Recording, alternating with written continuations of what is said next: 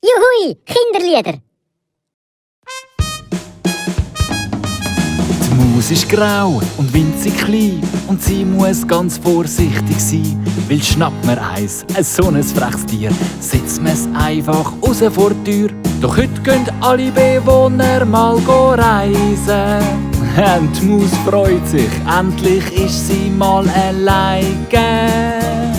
Ja, die Maus ist allein im Haus und räumt alle Kästen aus. Die Maus ist allein im Haus und macht das Licht an und aus. Klick, klack, klick, klack, klick, klack. Der Schützstein macht sie voll mit Schaum, Brösmeli liegen in jedem Raum.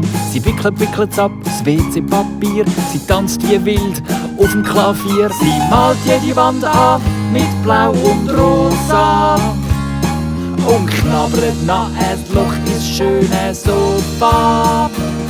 Ja, die Maus ist allein im Haus und räumt alle Kästen aus. Die Maus flippt jetzt völlig aus, sie haut fest auf die Pfanne drauf. Bing bong, bing bong, bing bong.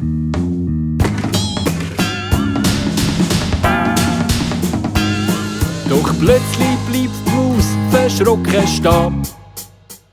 Mist, der Goldfisch hat alles gesehen.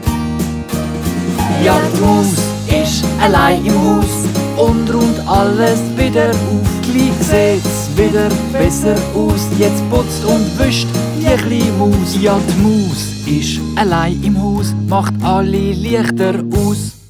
Klack, klack, klack.